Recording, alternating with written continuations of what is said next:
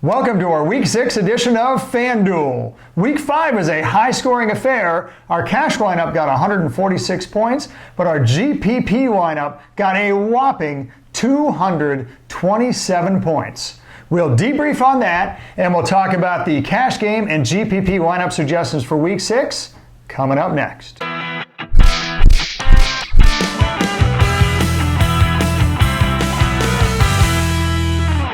Hello everyone, I'm Gary Kurtzman. And I'm Eric Lee. We are the Fantasy Football Consultants. Gary, boy, Week 5 was a fun one. We'll talk more about all of that in a moment. But right now I want to say a big congratulations to PTA1234 and Brian McAllister. They have qualified for the FanDuel contest by nailing the contest in Week 5. Brian's in both DraftKings and FanDuel. He's a rock star. Brian, nice job. So what's the contest for this week? And by the way, if you're a new viewer, what are we talking about? At the end of the season, toward the end of the season, we do a league. That league, you can win up to $160 in prize money. But you got to qualify. How do you qualify? Well, in Week 6, here's the challenge. Pick the highest scoring player on FanDuel on its main slate and enter it into the YouTube comment section of this video. And secondly, enter the next highest scoring person. In the flex position, is that correct? Yes, in the flex position. So that means you can get a running back, wide receiver, or tight end this week. Whoever you think's the highest scoring, so you list that player, then whoever you think the next highest scoring player is, list them second. That will only be used in tiebreaker situations. And then finally, list your FanDuel username. And without any further ado, let's go into our studio so we can check out our Week 6 lineups for GPP and cash games. All right, welcome to our FanDuel studio here. We don't usually do this, but we want to take a look at it because we think you will find it either impressive or hilarious, depending on which one. Go into our 50-50 contest, which we told you that we scored 146, which normally is an easy cash on FanDuel. I was watching this during the game, 146. We were in the high 40s. Yeah. Okay, you got to just finish in the top 50 because there are 100 competitors in this 50-50. So scroll down so they can see our lineup. It turns out the 50 spot scored, and now you can go back up, scored 146. Let's click on last winning position here. Here we 94. go. 146.94. Our score is 146.26. The winning position was before the last 2 minutes of the afternoon game. The winning position was 145 or 144. No, we were in there. We were at the 50 spot, and now we dropped to the 52nd spot, literally 0.7 away. Inconceivable! So scroll back down. I blame the stupid Arizona Cardinals, who had a very low ownership percentage of 4%. When the Bengals scored a couple scores late. One of them was Tyler Boyd, so it was actually okay because Boyd's in our lineup. But anyway, enough of that. I know you guys have these heartaches too, so we want to make sure you know we feel your pain. Yeah. It happens to us as well. But that was the painful side. We want to share you a pretty exciting side. So we entered our GPP lineup, the exact same GPP lineup that we showed on our video in Week 5. We listed our names, so there we are. Scroll down, we can see our lineup. Scroll down. Here we are at second place, though, right? So there. Out of 578, scroll down to our lineup. Yeah, I got it. Out of 500 second place, pal. I thought we did pretty well. 578 people. We finished second, and obviously Will Fuller, Aaron Jones, Michael Thomas, and Dalvin Cook all smashed out for us. And except for Tyler Eifert, nobody actually did poorly. So that really helped out. But what I want to call your attention to, go back up, is finishing second, we tied for second, And therefore, Gary, we shared the second place prize of 50. Why don't you click on the guy who tied with us? And I think there's something very interesting about his lineup. Not only is it the same players, but it's in the exact Looking same familiar, isn't it? order. So I think it's a fantasy football fan. So And that's great. Fantasy That's football consultants fan. And I applaud that. I applaud. Yeah. The whole point of us giving you our analysis and our lineups is as much as you agree with, as much as resonates with you, we're giving it to you for free so you can take it and ultimately win some money. So DJDOCROB, I don't know, man. That must be an acronym that stands for something that I can't think of off the top of my head. I say, I salute you. Congratulations. You too won $50. Do me a favor. If anyone out there entered our GPP lineup, enter in the comments. Let us know how you did. What was your entry fee and what did you win? Our entry fee for this contest was only $1 and we took home $50. So pretty cool. Not bad. Yeah, especially us not low bad. stakes guys. All right, so let's move on to week 6. All right, where we will start is we always want to see how much we spend at running back and wide receiver before we pick quarterback. So where are we going to go at running back, Gary? We usually go at the top of the slate with our friend Christian McCaffrey, but he's not on this slate. But he's not on, and there are some top of the slate running backs that I think you can definitely make an argument would have a pretty good game, but none, I think, that have nearly the matchup or nearly the value as our good buddy Mark Ingram, sitting right here at only $7,500.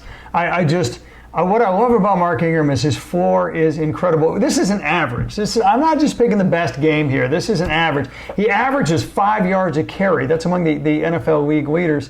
He also averages over 140 yards per game, Eric, and a touchdown and a half. I mean, this guy has a wonderful floor. Oh, and by the way, the team he's facing, for crying out loud, the Bengals, they average even more. They gift running backs 167 yards and more than 1 TD per game. So I'm just expecting a huge game, really high floor for Ingram. I'm actually surprised he's not among there in the leaders in terms of salary. I think it's a real value at $7,500. Yeah, and he ticks out all the boxes that we say in our DFS Master Class. We want a running back who's home. We want a running back who's a favorite, especially if they're a favorite by more than a touchdown. And we want a running back who has a high implied total. They have an implied total of greater than 28 this week. So all the things we like to see in Mark Ingram, so that's where we'll go. We're going to pair Mark Ingram with Le'Veon Bell. Le'Veon Bell is $6,800. He's such more an attractive pick now with Sam Darnold back. No offense to Thank Luke goodness. Falk and their family, but he sucks. Sam Darnold will help sustain drives. With Sam Darnold, they won't be able to key in only on the run. And in this game against Dallas, right, we already saw Aaron Jones tear apart this Dallas Cowboy defense the week before. We'll see what Le'Veon Bell can do. But even if he doesn't eat him up on the ground and somehow Dallas gets ahead, game script-wise, that's okay with Le'Veon Bell. I love it. I mean, look, Bell gets 92 rushing yards a game against 8 or 9 man fronts. Imagine what he's going to do against, 7-man fronts that he ought to see with Sam Darnold, or even 8-man fronts. It's good. Things are going to open up so much for him. I love that pick. 4 numbers for you: 22, 22, 31, and 23. Those are the touches that he's gotten in the last in the 4 games that the Jets have played this year. So we paid up a little bit, not extravagantly. We paid up a little bit on running backs. Now we switch to wide receiver. And Eric, you know what? Because we weren't so extravagant on running back, we got a little bit of room on wide receiver. And why don't we start right here with the Nook man, DeAndre Hopkins. I just think, man, you need exposure to this game. Yeah. This game is going to be incredible. Look, Houston has an implied total of over 25 points, and that is an 8.5 point underdog. That is a strange line. Yeah. Because what it tells you is Houston's going to score a lot of points, but they're going to have to throw a ton because they're going to be so far behind. I mean, that's the kind of game you want exposure to. And DeAndre Hopkins, now, you can be forgiven if last week you assumed that Will Fuller was Deshaun Watson's favorite receiver because, of course, there was a shutdown corner on DeAndre Hopkins. There is no shutdown corner in Kansas City. They allow among the top 5, if you want to think about it that way, most passing yards against other teams, and Houston is a prolific passing team. So I love the matchup, I love the opportunity, and I especially love DeAndre Hopkins in this game. Yeah, I mean, let's be honest, he's been a disappointment after an incredible week 1, but Deshaun Watson is too good a talent, playing on too good of a team, playing with too good of a quarterback, in too good of a matchup. So, Hopkins. Book him, Daniel. So, where do we go next? At wide receiver, I'm going to go, Gary, to an old comment that I've said many, many times relation to D.D. Westbrook at 5,400. I'm saying that it worked all last year. It worked last week with Chris Godwin. You love to target wide receivers playing against the New Orleans Saints. Why? Because wide receivers, New Orleans is so much better on the ground than in the air. But not any wide receiver, especially number 2 wide receivers, so you avoid Marshawn Lattimore. I expect Marshawn Lattimore to be on Chark, and that leaves D.D. Westbrook room to roam, and he's quietly done just fine. Last week, 11 touches, the week before 6, and the week before 9.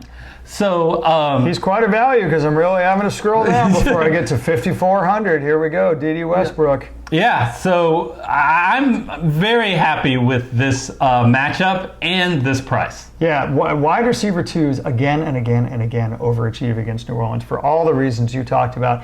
And it just doesn't seem to be part of FanDuel's algorithm because they consistently misprice the number 2 wide receivers against the Saints. D.D. Westbrook, incredible value. You don't have to go far. He's on the screen at $5,400. We pair 2 cheap wide receivers. There we go, folks. Auden Tate right here at $5,400 against Baltimore.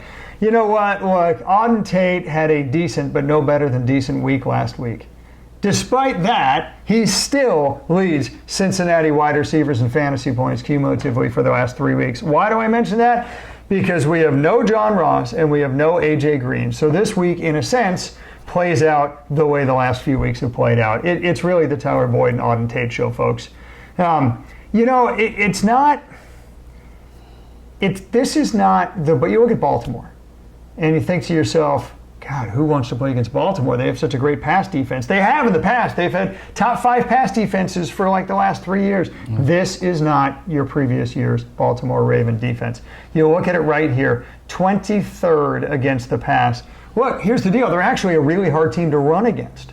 And let's face it, Cincinnati is such big underdogs that you had to figure they're going to be throwing anyway. But it turns out that plays right into the weakness of Baltimore's defense, giving guys like Auden Tate even more of a chance to shine this week. It's even better of an opportunity. And it just doesn't seem, Eric, to me, like FanDuel's pricing is caught up with the fact that Auden Tate, instead of a wide receiver 4, which is where he typically is in the depth chart, is now a wide receiver 2. Yeah, he's going to basically be in almost all the plays. Yeah. For $5,400. Exactly. And he's a red zone target given his size. The issue is, can the Bengals get into the red zone?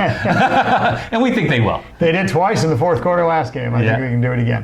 All right, so let's take a look at tight end. And speaking of old tropes, the line I gave you last week was A, are the Arizona Cardinals on the main slate, and B, are they playing a team that employs a tight end? I will change that to employs a competent tight end. Oh, Eifert is taking umbrage to that comment. And Austin Hooper is more than competent. 42 targets in the last 5 games, folks. For a tight end, he is giving you, we've said for many years, not many years, but at the beginning of this year, big 3 tight ends. I think we have to adjust that, Gary, to big 4 tight ends. But do you know who might disagree with that? FanDuel. Hooper is not priced Go back up. You're getting a discount, especially over Kelsey, even though Hooper has done almost as well, and he's in an absolutely much better matchup this week. Yeah, look, Austin Hooper, you're going to win money or free beers in a pub if you just pose these people a question, hey, what tight end is the most fantasy points in football right now? You'll get a whole lot of Kelseys. You might get some Kittles or some Ertzes. The answer is Austin Hooper. You got, at least from fantasy perspective, the most prolific tight end going against the defense that just sucks canal water, for crying out loud, against tight ends. It's not that they don't have the talent, it's their defensive scheme. It's a bend but not break, and oh boy, do they ever bend, especially against passes over the middle of the tight ends. That's why you see the big 30-second right there. So yeah, most prolific tight end against the worst offense for tight end. In that sense, I think this guy's got a better opportunity than any tight end on the slate. And Atlanta should have no trouble moving the ball on this team. Lots of red zone opportunities. This is the last game of Patrick Peterson's suspension, so we're going to take advantage. All right, so we take a look. An open position. Yeah, we take a look and we see, knowing defense, we're not going to spend as much on the defense as in other positions, and we have 6,700. So that means that we can spend some money. And remember what I just said, that we do not have Patrick Peterson and we can take advantage of the Arizona defense? Well, why not do that at quarterback in the form of Matt Ryan? So that is exactly what we're going to do. Gary, in every game this year, Matt Ryan has thrown for over 300 yards. In 4 of 5 games this year, he's had multiple TD games. And he gets this matchup against Arizona. Again, Arizona runs a fast offense. Pace of play is going to be good. This just seems like a dream matchup with a quality player. Yeah, look, Devonta Freeman and Ito Smith have been disappointments. Maybe not so much of a disappointment for Ito Smith because the expectations were lower, but Devonta Freeman is just, I mean, look, any season-long fantasy owner would surely agree with that. Atlanta's running game is just not where people hoped or thought. In fact, really, it hasn't been ever since they lost their offensive coordinator, the 49ers, a couple years ago. And so who's the beneficiary of that? Matt Ryan. The Falcons are the answer to the question of which team in the NFL throws more than any other. The answer is the Falcons. That's why Matt Ryan, you can win a beer at a pub for. You probably can, but that's why Matt Ryan has these gaudy numbers. It's not that he's the most efficient quarterback, but he certainly is the most prolific, from a yards perspective. So again, to get him at $8,100 for a dream matchup against the Patrick Peterson, the last Cardinals, it's too good a value to pass up. Certainly too high a floor to pass up. All right, so now we can go to flex. So we just have a flex in the defense, and we can flex our muscles and spend a little bit more money again because we only have a defense left. Yeah, and there's another person who I think is in a dream matchup here, and I'm scrolling up till I get to my little Cooper Kupp. He's actually one of my absolute favorite plays at any position this week. Why? Well, first of all, this guy is literally the king of looks. He is the king of targets, 65 targets on the year, if I'm remembering that number correctly. Okay, well, yeah, 63. 63 which targets is on the year. 8 more than his closest competitor. Yeah, it's unbelievable. I mean, he literally is almost 10% higher than his closest competitor in looks. He's translated that to catches. He's translated that to yards. He's translated that to touchdowns. He is top 3 in the NFL in every meaningful category for wide receivers that you could be.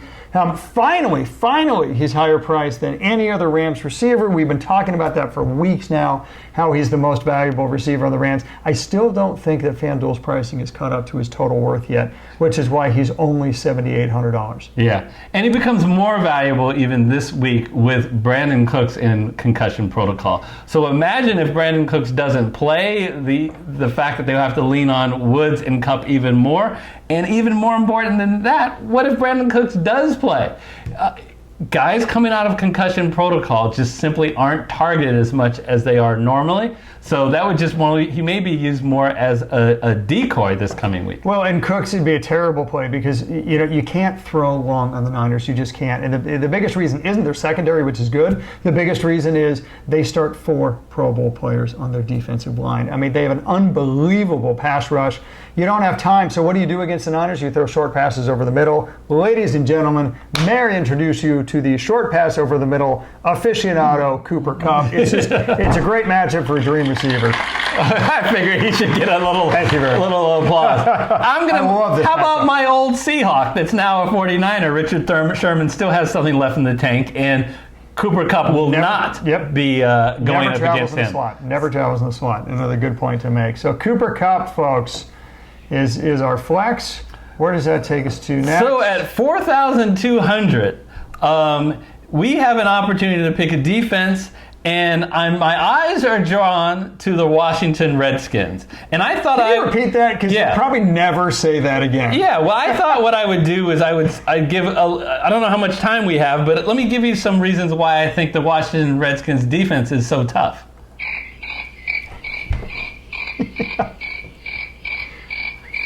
All right, they suck. But you're picking them. So hashtag dropping analysis here. But guess who else sucks?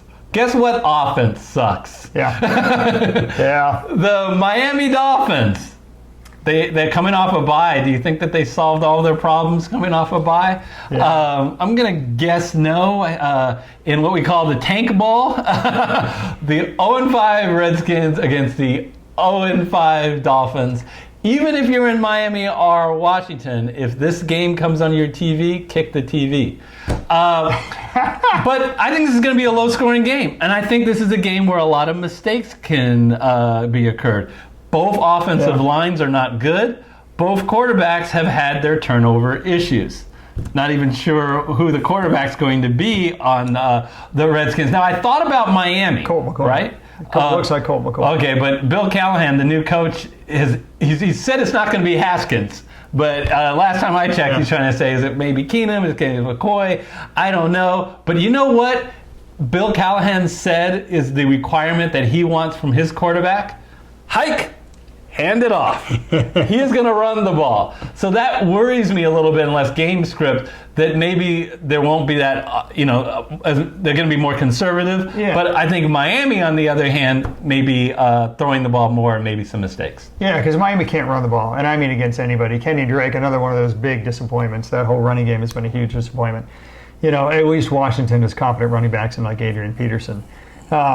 Eric, I love it. I think this isn't the Tank Bowl. This is the Tua Bowl. This is who gets to draft Tua as the first overall pick in the draft right here. And Miami, flat out, Needs him more. You always wonder, Alex Smith may come back to Washington. Usually, Miami get nobody. Usually you say, what team wants it more? I mean, they want to win more. Miami may want to lose more. I think they do. I love the pick of Washington. Obviously, it's an opportunity pick. We're not extolling the virtues of the defense, but there's a reason why they're priced this high, because they're going against Miami. Yeah. Of the defenses that are in that price range, if you're not a believer and you think Cleveland's going to do as bad as they did against the Niners, you can pivot to the Seahawks if that's what you want to do. But we were opting for the Redskins. Real quick for the people on iTunes, that's Matt Ryan, Ingram and Bell at running back, Hopkins, Westbrook, and Tate at wide receiver. Austin Hooper is the tight end. Cooper Kupp is sitting in our flex, and the Washington Redskins defense. Let's move over to GPP. And Gary, I feel a lot of pressure. Maybe I shouldn't, but since our GPP lineup did so well last week, people are like, oh, okay, just give me the GPP. You'll do it again. That can't guarantee we'll do it again. Of course, it's very unlikely we'll do it again, but here's our best shot. We started off with a stack, and I'm going to attack that Atlanta-Arizona game. I think it's going to be high scoring. Kyler Murray, eventually he's going to put together a game with his running and his passing. He's had big passing games. It's one or the other. Yeah, I think this could be the week against an awful Atlanta defense. Yeah. And I'm lining up with Larry Fitzgerald, who is tied for third in the entire NFL in red zone targets. And it just hasn't correlated in a ton of touchdowns yet, but this could be the week. And certainly against the Atlanta defense, you would expect that Arizona can get down to the red zone a number of times during this game. Yeah, David Johnson has a bad back, so he may not play, or he may be playing somewhat injured, and that could be even more opportunity for Fitzgerald. Looking at the other two wide receivers, Gary, we focus on opportunity. High ceiling with Will Fuller. Do we need to say that? Will Fuller is the only person coming back from our lineup last week. The guy is a boom or bust guy, so he has a high ceiling, especially playing against Kansas City. And then Tyler Boyd. He is the number one wide receiver on Cincinnati. Without A.J. Green, there's no John Ross. There's a potential that he could really blow up here. Oh, yeah. I mean, Will Fuller is a great pick because Will Fuller runs a sub 4.3 40. Kansas City does not have anybody in their secondary that can keep up with him. So just as he blew the top off the defense last week, I think he can blow the top off the defense again this week. Love that pick. Gary, while everyone else is going Austin Hooper in GPP, I expect high ownership. We are pivoting in GPP to George Kittle. Why do you like Kittle? Well, first of all, the contrarian play, just like what you're talking about in GPPs, you want the contrarian play because you got to separate yourself from the pack. And this is a great position to do it. Look, Kittle leads the Niners in, let's see, targets, yards, catches, red zone looks. I think I've exhausted the categories that apply to pass catchers, but if I haven't and I forgot one, he probably leads the Niners in that too. I mean, look, you know what? I love the opportunity that Kittle gets every week, and against the Rams, it's a dream matchup because the cornerbacks, the CBs, are so good. I mean, just ask Mike Evans, just ask every receiver that lines up on the outside against the Rams, you get shut down, they shut you down game after game. The way to beat them is shorter passes over the middle. That, ladies and gentlemen, is George Kittle's role in the 49ers. With all due respect to Deebo Samuel. So I think this guy's matchup, this guy's opportunity, this guy's target share, everything just screams big week this week. You have to remember in FanDuel, where PPR is just a half a point and you don't get the bonus scoring, you need to have touchdown upside. George Kittle has it. He's second. I already told you Larry Fitzgerald was tied for third. Kittle is second in the whole NFL at red zone targets. He's lost a couple touchdowns due to penalties. This is a guy that could absolutely go off. Gary, Alvin Kamara is someone I think that might be at low ownership. He's going up against the Jacksonville defense. Who is a player that's a little like Alvin Kamara? Christian McCaffrey. He just played that same Jacksonville defense last week and absolutely tore him apart. I think over 200 yards for crying out loud. I mean, just destroyed him. Yeah, I think Alvin Kamara could have a big game there as well. And I should have mentioned him. Remember that when we do a stack in GPP, it is really for a quarterback and a tight end in our case, to get someone on the other side who we think that team will be in a shootout. We think Arizona and Atlanta will be a shootout. Is Julio Jones. And is there ever a guy that you can count on Atlanta? If you're going to say Atlanta is going to have a big passing game, Julio Jones is going to be a big part of it, especially since Patrick Peterson is suspended. There's no shutdown corner. That's right. That's absolutely right. Finally, we just took a flyer on the New York Jets defense. We think their offense getting healthier will help the defense a little bit in game script, and they're a cheap $3,100. Hey, look, they're the 8th best defense in the NFL with one of the worst offenses in the NFL. Imagine how good they could be if they weren't on the field all the time. So especially at 3,100, it's a value pick. It's saving money. You're allowing yourself some big-name players in other positions. But just in a vacuum, I actually like the Jets defense a lot.